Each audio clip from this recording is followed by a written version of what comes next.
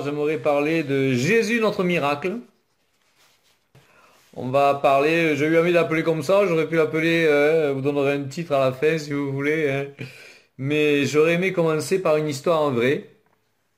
Une histoire que j'ai vécue, je dirais pas en direct, mais qui s'est passée dans ma ville, une petite ville de 10-15 000 habitants, donc tout se sait, hein. Même si ça met 3 ou 4 jours à traverser la ville, il arrive un moment où ça arrive à tes oreilles, hein.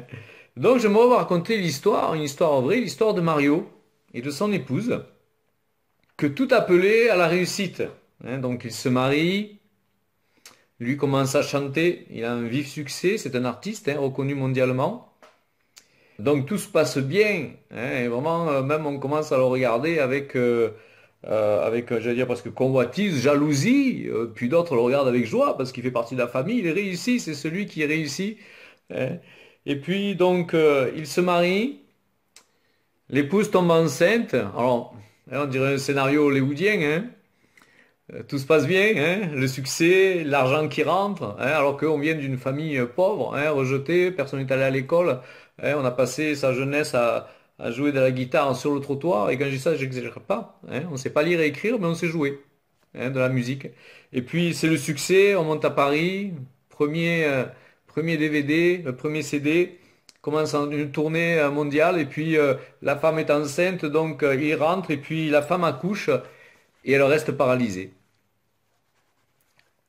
Consternation, interrogation. Donc ça jette le trouble et l'effroi, hein. Une maman qui est là, une jeune maman qui est là et qui pourra jamais s'occuper comme elle veut de son enfant, hein, qui est sur un fauteuil roulant. Et bien sûr, hein, tous les espoirs et toutes les promesses d'avenir qui devaient être là, hein, on a l'impression qu'elles tombent à l'eau. Qui va s'occuper de la maman? Comment est-ce qu'on va faire? Et puis, bien sûr, ce succès qui arrive à son mari, hein, donc, comment est-ce qu'on fait? Et dans cette histoire, c'est l'histoire vraie de Mario, hein, qui est le chanteur des Gypsy Kings, pour ceux qui ont connu ce groupe, donc qui a vendu plus de disques que Michael Jackson. Et moi, je me rappelle à l'époque, hein, donc la petite ville de Tarascon, il y a beaucoup de gitans et j'avais de super potes. Et ils me disaient, mais tu connais pas Mario? Je dis, non, je connais pas Mario. Ils me faisaient voir les CD. Ils ont commencé aux États-Unis, d'autres avaient commencé aux États-Unis, ça fonctionnait, hein. Et donc ils étaient tout fiers, bien sûr, hein, que la famille réussisse, hein. Et donc voilà, c'était vraiment donc un succès. Ça a été un succès international pendant presque une décennie, hein. Comme je vous dis, ils ont vendu plus de disques que Michael Jackson. Et donc ce succès était là, mais entaché, hein, de la paralysie de la femme qui est là, hein. Et bien sûr, ça aurait pu être un scénario hollywoodien, hein. Tout fonctionne bien, on a l'argent, le succès, on achète la grande maison, alors qu'on était appelé à jouer peut-être le dimanche dans des bars, hein, parce que voilà, personne nous voyait, et parce qu'on n'était pas reconnus.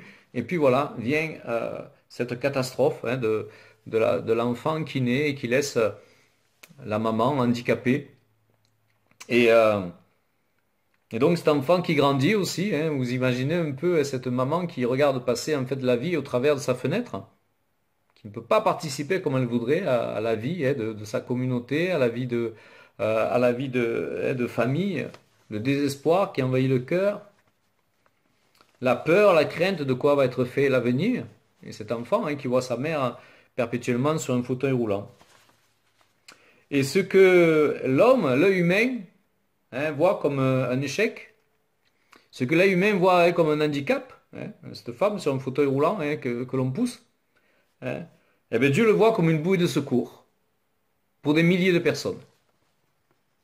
Et vient un jour, après 38 ans, vient un pasteur frapper à la porte. C'est une histoire vraie que je vous raconte, hein. C'est pas, je n'ai pas inventé le scénario, ouais. Il frappe à la porte, on ouvre, il vient et il présente Jésus. Il prie pour la femme et la femme se lève de son chariot. La femme est guérie. Après 38 ans. Et encore aujourd'hui, quand tu te promènes dans la rue, ma soeur m'en parlait l'autre jour, tu vois passer cette femme qui pousse son chariot. Et tout le monde dit, on l'interroge, pourquoi vous poussez un chariot? Parce que Jésus m'a sorti de ce chariot, je suis resté 38 ans. Et elle témoigne encore de ce que Jésus a fait. Et un jour, j'en ai parlé à un kiné que je connaissais, il me dit, mais moi je la connaissais cette femme, c'était ma meilleure cliente. Elle venait tous les jours, il fallait la rééduquer. Et je crois en ton histoire, parce qu'elle a été guérie. Et ça a été un déferlement de puissance sur toute la ville. Et il y a eu des dizaines, des centaines de conversions de ces gitans qu'on craignait, hein, qui avaient toujours la serpette à la main. Une fois, nous sommes courus après avec un ami, hein, il voulait nous égorger. C'est pas des histoires fausses, hein. Il voulait nous égorger, on a réussi à se cacher sur un pont comme ça, hein, couchés, ils sont passés en dessous, ils ont entendu, ils sont là-bas, ils nous ont confondus, ils sont partis en courant. Ça s'est fini avec on a sorti le fusil, hein. Mes frères ont sorti le fusil pour calmer l'histoire, hein. Ça s'est fini comme ça. Ces mêmes gens sont pasteurs. Ces mêmes gens maintenant sont dans l'église. Parce que Jésus a fait un miracle. Mais parce que cette femme a attendu 38 ans. Ça a été le prix et la rançon de milliers de vies. De milliers de gitans. Maintenant, tu vas dans Tarascon et à qui tu parles, ils sont chrétiens. Tu peux parler à qui tu veux, ils sont tous chrétiens. Rares sont ceux qui ne sont pas chrétiens. Rares, très rares. Et ceux que j'ai connus, qui étaient dealers, ils vendaient de la drogue, hein, et de la drogue dure, hein. Ceux que j'ai connus, qui étaient dans le proxénétisme, et ils étaient dans tous les coups fourrés, hein. Vous pouvez y aller, hein. Il y a des rues où tu passais pas parce que tu savais que c'était un égorgeoir. Et c'est une petite ville, hein. Il fallait pas te mêler à eux parce que sinon, si ça se passait mal, voilà, tu savais que c'était terrible ce qui t'arrivait. Je me souviens d'un, je voyais sa femme. Alors, et ton mari, il est converti? Oh, un jour il pliera le genou. Avant qu'il plie le genou. Je me disais, avant qu'il plie le genou. Et elle a été convertie à cause de ce témoignage. Et puis un jour, on me dit, ça y est, mon mari est converti. Je dis, non, je ne crois pas. Alors que son mari était proxénète. Et moi, je me rappelle, au milieu du bar, il la prenait à coups de pied par terre, hein. Personne ne s'en mêlait, hein. Tu savais que c'était ton tour après, hein. À coups de pied par terre. Son frère proxénète, son père tué, qui avait été proxénète aussi. Il ne savait pas lire, pas écrire, hein. Et un jour, il va raqueter un bar, le gars, il sort le fusil à pompe, il tire à bout portant, le gars, il tombe. Et donc, amené en urgence à l'hôpital. Et donc, la femme me raconte ce témoignage. Et donc, il va avec le pasteur prier. Donc, il était dans le coma, il va prier pour ce jeune qui est là. Et puis, ils s'en vont, ils n'ont rien vu. Il ne s'est rien passé. Et je crois qu'un jour ou deux après, le gars sort du coma. Et là, il raconte qu'à un moment donné, il a entendu des prières. Et il s'est retrouvé donc devant une croix lumineuse. Et autour de cette croix, il y avait des cavernes faites avec de la terre, avec des barreaux en terre. Et derrière, il voyait des gens de sa famille, il n'a pas donné de nom, qui attendaient un jugement. Et lui, dès qu'il a pu parler, il a dit, je veux me faire baptiser. Et il a appris à lire pour lire la Bible. Mais tout ça à cause de ce miracle. Moi, je l'ai vécu en direct, hein. Un jour, j'étais invité dans une assemblée. Viens, viens, viens. J'ai dit, tant que je ne connaisse pas, viens, viens. J'ai dit, bon, je vais y aller. Il m'en a dit 50 fois. J'ai dit, bon, je vais finir par y aller, hein. Et j'arrive là-bas et tous ceux que j'avais perdu de vue, parce que moi j'avais pris un autre chemin, bien sûr, mais eux, ils avaient pris le leur, mais avec Jésus aussi, ils étaient là, pasteur, ils prêchaient l'évangile, ils me parlaient d'un dialogue, je disais, ah, mais je rêve, ils me disaient, mais tu es là? J'ai dit, mais toi aussi tu es là. Ben, c'était la folie. C'était complètement fou. Parce que Jésus a fait le miracle. Et parce que pendant 38 ans, cette femme, sans le vouloir, a témoigné que la gloire de Dieu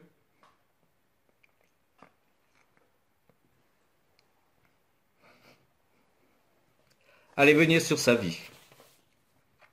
Et Dieu est comme ça. Et durant ce temps d'attente, Dieu nous montre nos cœurs. Cette femme, on aurait pu la regarder, hein, si Dieu existait. Pourquoi est-ce qu'elle est handicapée?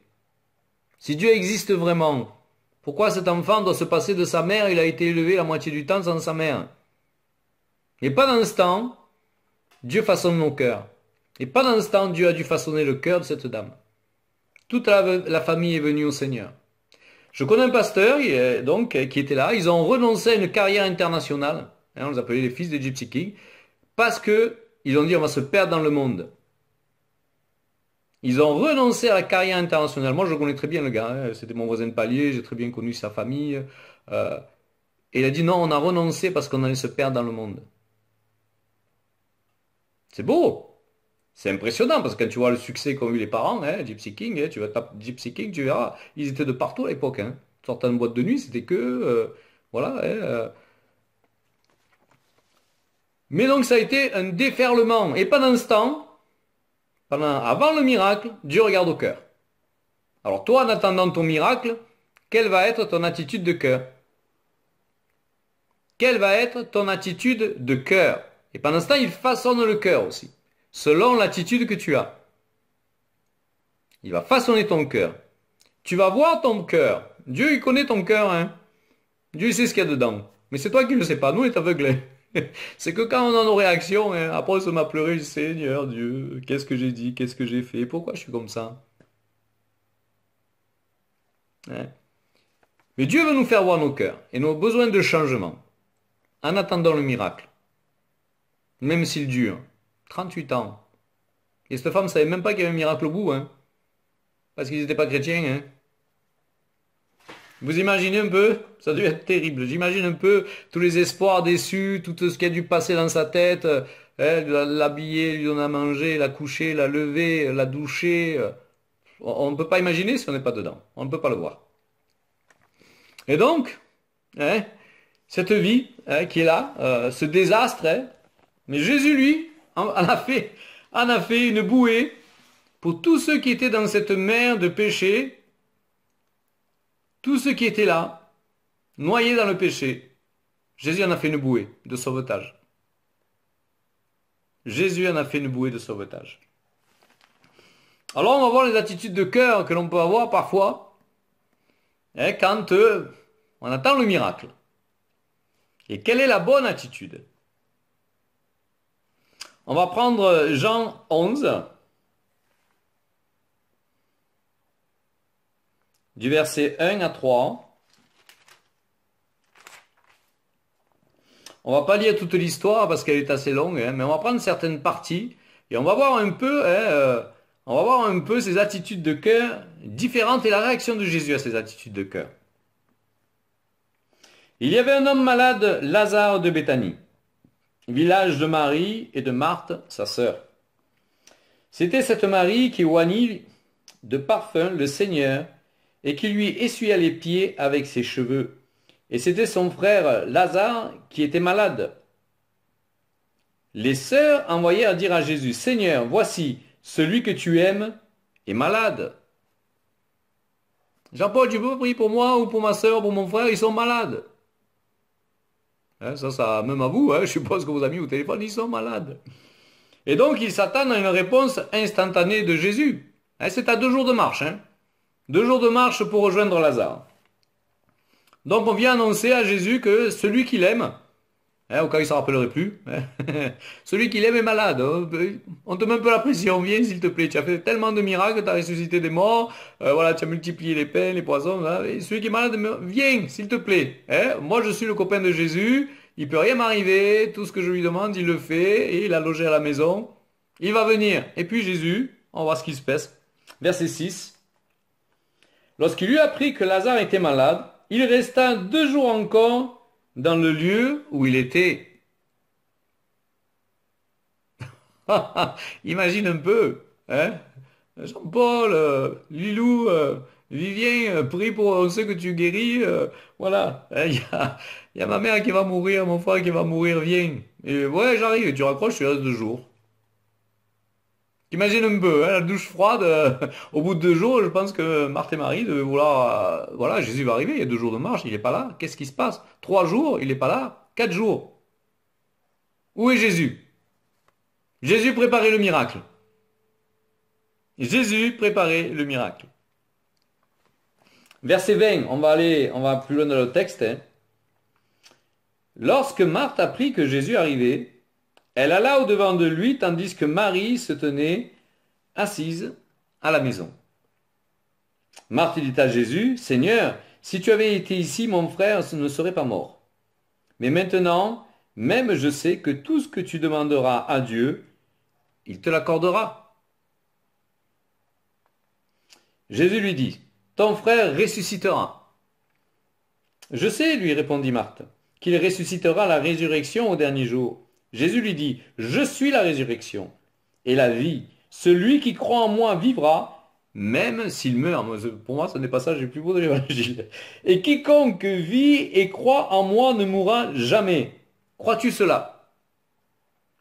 Elle lui dit, oui Seigneur, je crois que tu es Christ, le Fils de Dieu qui devait venir dans le monde. Ayant ainsi parlé, elle s'en alla. Donc, elle s'en va. Elle va parler à sa sœur, Marie. Hein. Et donc Marie, quelle attitude elle a? Elle, la première, a une attitude de foi. Oui, je sais que tu as tout ce que tu demandes, Dieu va le faire. Elle est ancrée en Jésus, elle connaît Jésus. L'autre attitude, verset 32. Lorsque Marie fut arrivée là, où était Jésus, elle le vit Elle tomba à ses pieds et lui dit, Seigneur, si tu avais été ici, mon frère ne serait pas mort. Un reproche. Pourquoi tu as tardé 2 jours? Tu aurais pu le sauver, tu n'as rien fait pour lui. Est-ce qu'on n'est pas dans cette attitude des fois, hein, on voit le malheur qui est là, hein, dans notre porte, hein, et on se plaint à Dieu, alors que Dieu est en train de préparer le miracle. Dieu est en train de préparer le miracle. Verset 35. On va prendre 33. Jésus, la voyant pleurer, elle et les Juifs qui étaient venus avec elle, frémit en son esprit, et il fut tout ému. Et il dit, où l'avez-vous mis? Seigneur, lui répondirent-ils, viens et vois. Jésus pleura. Est-ce que vous croyez sincèrement que Jésus a pleuré sur Lazare? Certainement pas. Certainement pas. Il savait qu'il allait le ressusciter. Si on lit les textes plus haut, on voit qu'il dit, non mais il dort. Ne vous inquiétez pas, j'arrive. Il dort. Moi je crois qu'il pleure plutôt sur le manque de foi de Marie et des autres juifs qui sont là et qui encore ont besoin de signes pour croire qu'il est fils de Dieu et qu'il peut accomplir quelque chose là-dedans, dans cet événement. Voici pourquoi je pense que Jésus pleura. Mais Jésus, donc on le sait, bien sûr on connaît l'histoire, Jésus ressuscite Lazare.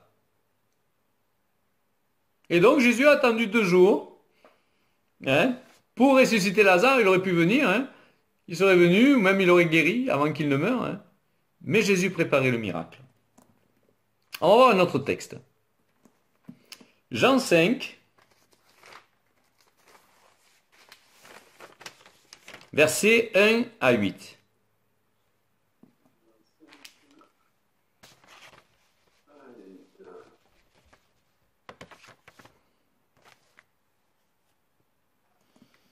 Après cela, il y eut une fête des Juifs et Jésus monta à Jérusalem. Or, à Jérusalem, près de la porte des brebis, il y a une piscine qui s'appelle en hébreu Bethesda et qui a 5 portiques. Sous ces portiques étaient couchés un grand nombre des malades, des aveugles, des boiteux, des paralytiques qui attendaient le mouvement de l'eau. Car un ange descendait de temps en temps dans la piscine et agitait l'eau, et celui qui y descendait le premier, après que l'eau ait été agitée, était guéri, quelle que soit sa maladie. Là se trouvait un homme malade depuis 38 ans. Il a la foi, le gars. Tu me diras, c'est son seul espoir. 38 ans. Jésus, l'ayant vu coucher et sachant qu'il était là, déjà malade depuis longtemps, lui dit, veux-tu être guéri? Le malade lui répondit, Seigneur, je n'ai personne pour me jeter dans la piscine quand l'eau est agitée, et pendant que j'y vais, un autre descend avant moi. Lève-toi, lui dit Jésus, prends ton lit et marche. Aussitôt cet homme fut guéri, il prit son lit et marcha. Alors ça peut paraître quand même injuste, 38 ans. Mais cet ange qui bougeait l'eau, c'était ce même Jésus qui est venu en personne, toucher cet homme-là. Il s'est déplacé esprit pour lui. Il n'est pas dit dans les textes qu'il en a guéri d'autres. Pourtant, dans d'autres textes, on dit qu'il guérissait tous les malades et tous les démoniaques dans les villages où il passait. Et là, il le choisit lui. C'est quand même impressionnant. On va continuer. Et le miracle est raccourci que Dieu choisit dans notre vie comme un signe de sa souveraineté et le constat de notre impuissance. Parce que c'est ça élever Jésus dans ta vie. Tu constates ton impuissance, tes échecs, et tu sais qu'il n'y a que Dieu qui peut faire quelque chose. Il n'y a que Dieu. Et même dans ce qui te passait banal, ce qui est donné par tes compétences ou quoi, tu sais que du jour au lendemain, c'est fini. Le miracle, c'est le raccourci que Dieu choisit dans notre vie comme signe de sa souveraineté et le constat de notre impuissance. Alors on va rester dans Jean 9.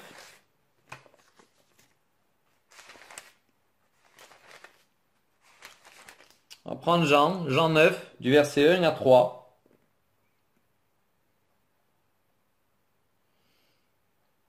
Jésus vit en passant un homme aveugle de naissance. Ses disciples lui posèrent une question. Rabbi, qui a péché, cet homme ou ses parents, pour qu'il soit né aveugle? Jésus répondit, ce n'est pas que lui ou ses parents aient péché, mais c'est afin que les œuvres de Dieu soient manifestées en lui. Alors on dit que c'est un homme, hein, certainement qu'il était aveugle, hein, de naissance, comme il est dit dans le premier verset. Donc c'est un homme, c'est plus un adolescent, c'était pas un enfant. Combien d'années ce poids et ce fardeau? Mais c'est pour que la gloire de Dieu soit manifestée. La souffrance est un mystère chez les chrétiens, hein. On veut que tous soient guéris, on veut que tous, hein, voilà. Hein. Moi j'ai eu prier pour beaucoup de gens, hein. Je ne peux pas dire que j'ai vu 100% de miracles, c'est pas vrai. J'ai eu prier pour des personnes avec des cancers en phase terminale qui ont été guéris instantanément. J'ai eu prier pendant une semaine de suite, tous les jours, pendant 1 heure, 2 heures, sur la personne. Elle est morte avec son cancer. Je vois je vois moins d'échecs, hein. Je vois plus de succès que d'échecs. Mais il y a un mystère dans la souffrance qui est là, qu'on ne comprend pas. Et l'homme, bien sûr, ne veut pas de la souffrance. On veut tous être bien, hein. À part si tu as vraiment un problème psychologique et que tu as envie d'être mal.